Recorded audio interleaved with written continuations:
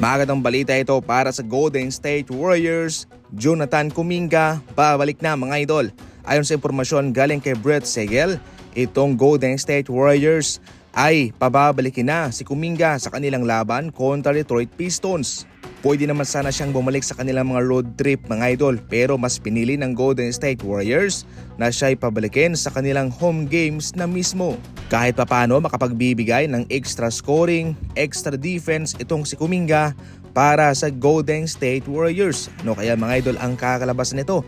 Siguradong magiging interesting to para sa Golden State Warriors kung saan meron pa silang Jimmy Butler mga idol. At ito pa yung mas maganda, si Stephen Curry pang finals ang ina-average. Yes mga idol, ala finals ang ina-average ni Steph. 31.1 points, 6 rebounds, 1 assist, 49% sa field and 40% sa 3-point line. Yan ang kanyang kinakamada mga idol para sa Golden State Warriors. Yan ang kanyang naibibigay sa huling 10 laro para sa Golden State mga idol. Nasa pang 7 posisyon sa ngayon ng Golden State Warriors at maganda na yan kung sakaling kanilang mapapanatili ang posisyon na yan o kung sila'y makakabanti pa, ligtas na nga sila papuntang NBA playoff. Yun naman daw talaga ang kanilang number 1 goal, ang makapunta sa playoff. Mamaya na yung finals, saka na lang yung pag-uusapan. Sa ngayon, goal nilang makalock in sa playoff. Nakatanggap na naman ang pambabatikos itong Dallas Mavericks, hindi lang sa kanilang pag-trade kay Luka, hindi lang sa pagka-injured ni Anthony Davis, kundi sa ngayon mga idol, tinaasan pa ng Dallas Mavericks ang kanilang ticket sa 8.6%.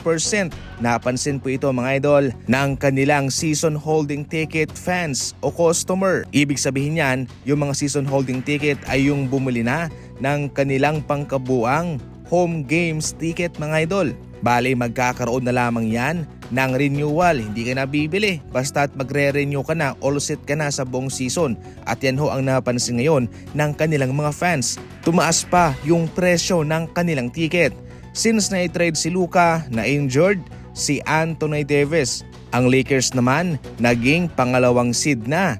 Ang Dallas Mavericks nasa play-in bracket. Si Quentin Grimes bumagsak ng 44 points para sa kanyang bagong team na Sixers at si Caleb Martin naman na yung kanilang ipinalit para kay Quentin Grimes ay hindi pa nakakalaro. At ngayon, itong bagong pakulo ng Dallas Mavericks ngayon ay kanilang pinataasan pa yung kanilang season ticket. Hindi ko lang alam kung ano ang kanilang sinusubukang gawin. Parang kanilang sinusubukang galitin talaga, isagad na itong kanilang mga fans. Ayon sa impormasyon, ang rason ng Dallas Mavericks sa kanilang pagtaas presyo sa kanilang mga ticket ay para matulungan daw ang kanilang kupunan sa kanilang mga ginagawang investment. At syempre, para sa team efforts na din daw. Para sa inyo mga idol, ano ang komento ninyo patungkol dyan? I-comment lang sa comment section.